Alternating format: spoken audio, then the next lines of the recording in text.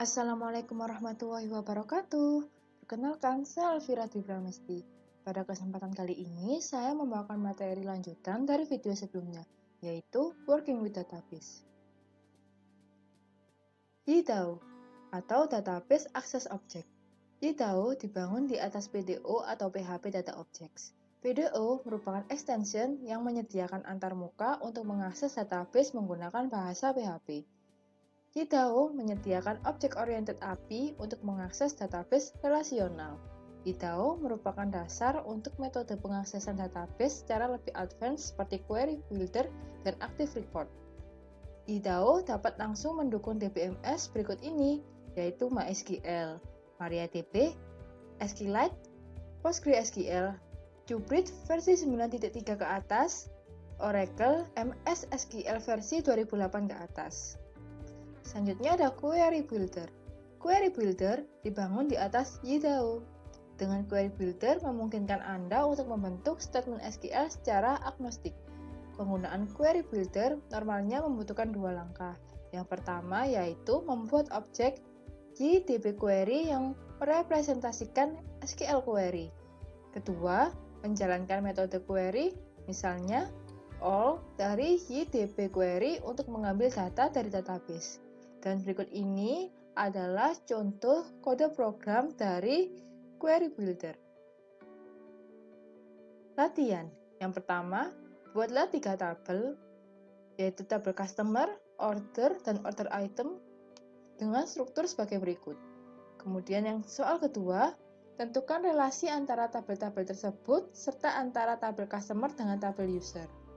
Soal ketiga, buat CRUD untuk customer, order, dan item. Dan pastikan bahwa satu user hanya boleh membuat satu customer saja. Lalu, ketika seorang user membuat data customer, ID dari user tersebut akan ditambahkan pada kolom user ID di tabel customer secara otomatis. Soal keempat, tambahkan satu root, misal customer show order yang akan menampilkan daftar nama customer beserta nomor order dan daftar item yang dibelinya. Kita langsung lanjut saja ya ke percobaan. Untuk menjawab soal pertama, yaitu buatlah 3 tabel dengan struktur sebagai berikut. Kita buka phpMyAdmin, saya menggunakan phpMyAdmin, dan buka database yang telah dibuat pada percobaan sebelumnya, di video sebelumnya. Di sini, kemudian buatlah tabel customer, order, dan order item dengan struktur yang diperintahkan pada soal.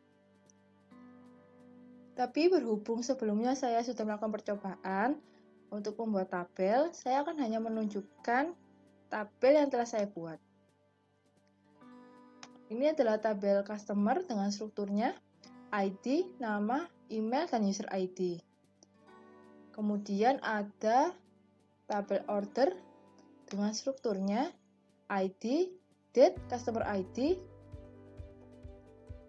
Kemudian ada order item dengan strukturnya order ID dan item ID.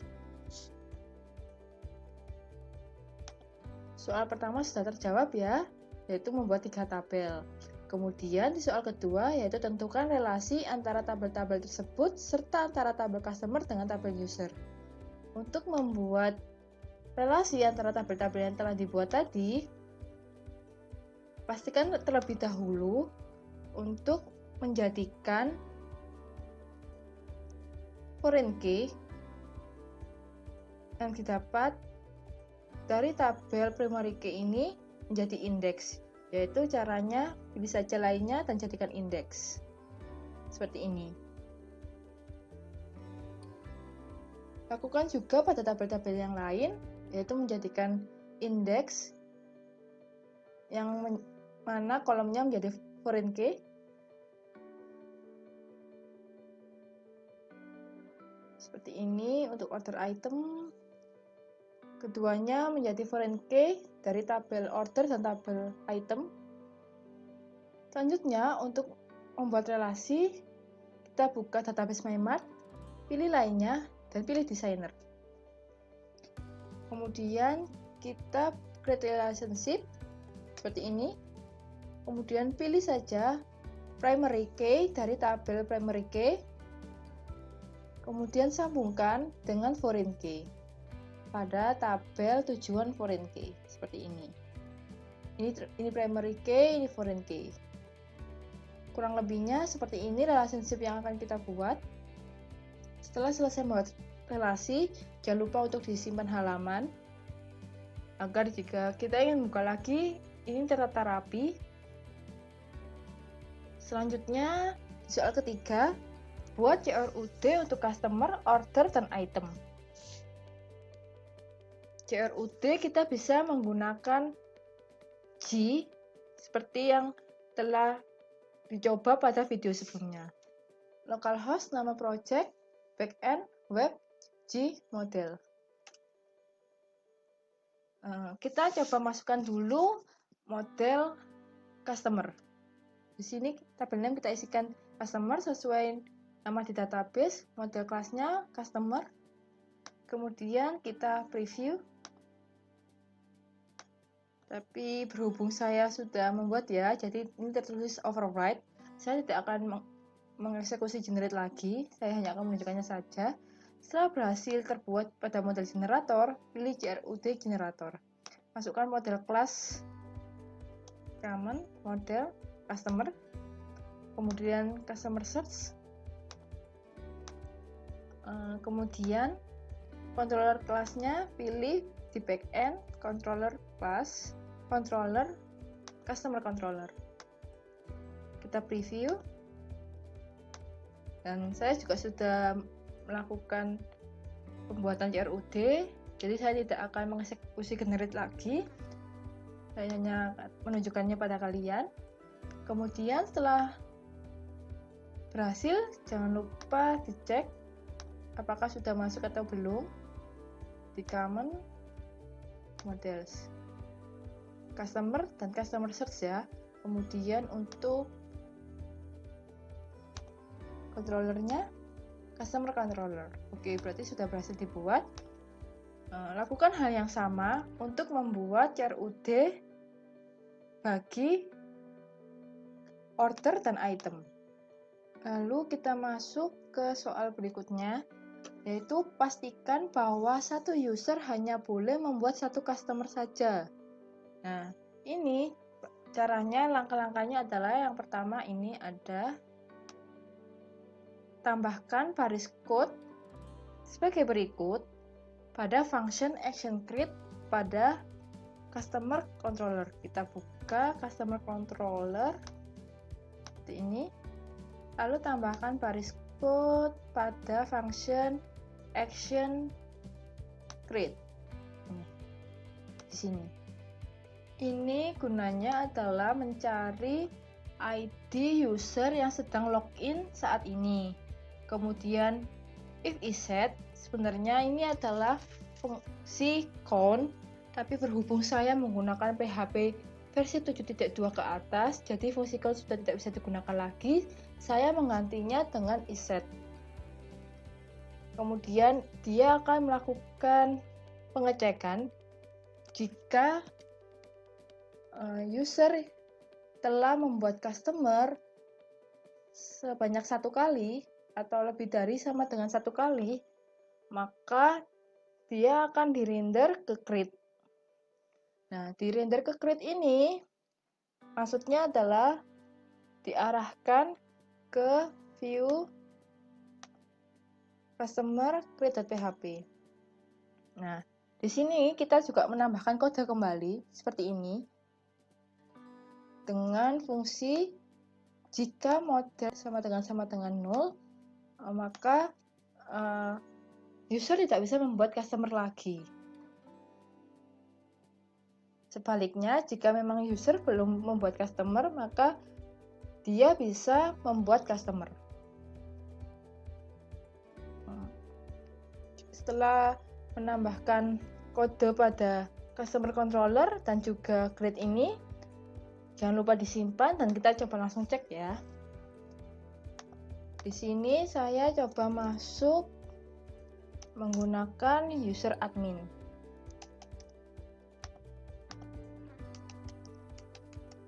dengan ID adalah 1. Kita arahkan ke customer. Nah, di sini ID saya adalah 1 ya.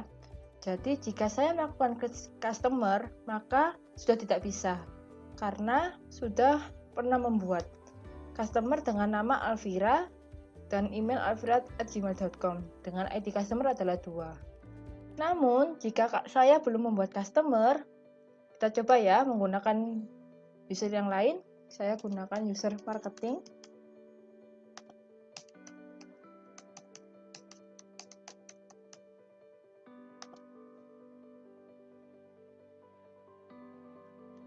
Seperti ini, ke customer. Nah, saya coba klik customer ya.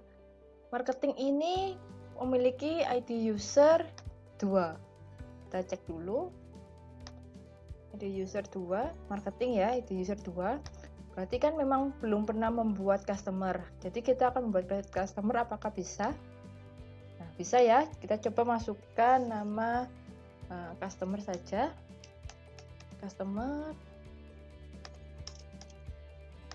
Email customer.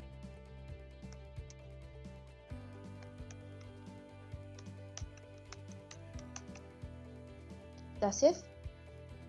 Berhasil disimpan. Kita kembali ke indeksnya. Kita coba klik customer lagi ya. Sudah berhasil kan? Kita coba klik customer lagi, apakah masih bisa? Sudah tidak bisa ya. Berarti penambahan kode kita tadi sudah berhasil. Nah, kenapa bisa berhasil seperti itu? Saya lupa menjelaskan bahwa kita bisa melakukan seperti itu karena kita sudah membuat relasi ya di tabel-tabel di database sebelumnya. Nah, relasi itu saat kita membuat model, misalkan model customer ya, di common model customer, relasi yang kita buat akan secara otomatis dijadikan function get user dan get order oleh GUI. Jadi saya ini tidak menambahkan kode ini karena ini sudah dibuat secara otomatis oleh GUI. GUI juga bisa membaca relasinya, yang mana jika relasi satu atau banyak. Selanjutnya, ketika seorang user membuat data customer, ID dari user tersebut akan ditambahkan pada kolom user ID di tabel customer secara otomatis. Nah, caranya adalah kita menambahkan baris code pada customer controller. Kita letakkan baris code di function action create lagi, seperti ini, model user ID. Tak hanya ini, kita juga akan menambahkan di view customer form seperti ini, read only, agar user ID tersebut tidak bisa dirubah, hanya bisa mengikuti default yang kita buat pada customer controller tadi. Akan saya perlihatkan untuk create customer ya, karena ini usernya sudah membuat create customer jadi tidak bisa mengakses, jadi saya gunakan user yang lainnya lagi. Kita gunakan admin 2, password,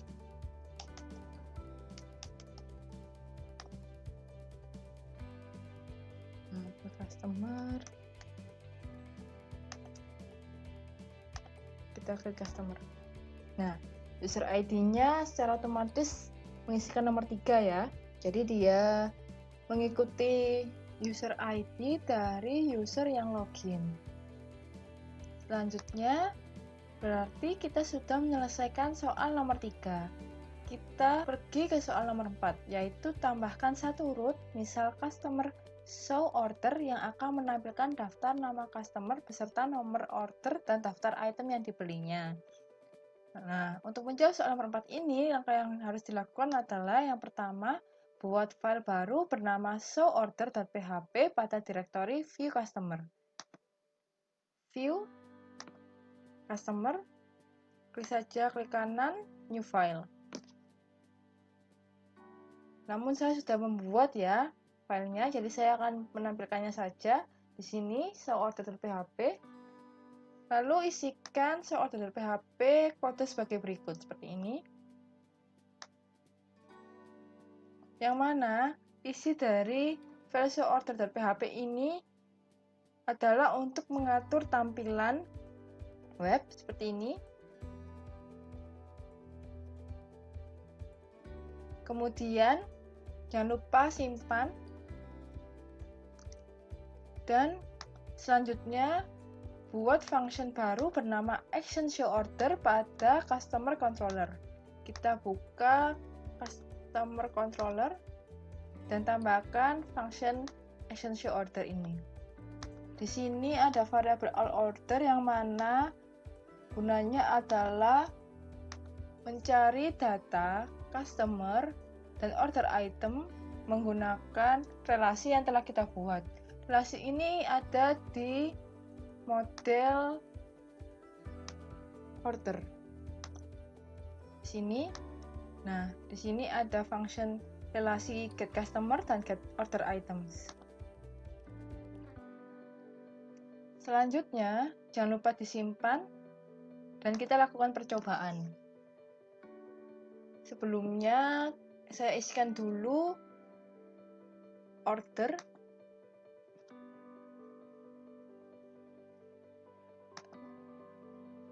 Ordernya misalkan saya order tanggal sekarang 21, kemudian ID-nya adalah 1, customer ID yang membeli adalah semisal Alvira, kemudian kita kirim ini ordernya. Untuk order item kita juga isikan baru. Order ID-nya tadi adalah 1, item ID-nya misal beli lemari, dan juga order ID-nya adalah item meja makan. Kita kirim, ini tersimpan. Untuk mengecek apakah kita sudah berhasil membuat tampilan show order, kita cek dengan mengetikkan alamat URL customer show order. Nah, berhasil ya. Di sini tampilannya menunjukkan tanggal customer membeli barang, nama customer, email customer, dan barang apa saja yang dibeli. Jadi ini menjawab soal nomor 4. Dengan ini, video ini telah selesai. Untuk kurang lebihnya penyampaian materi, saya mohon maaf. Terima kasih sudah menonton. Wassalamualaikum warahmatullahi wabarakatuh.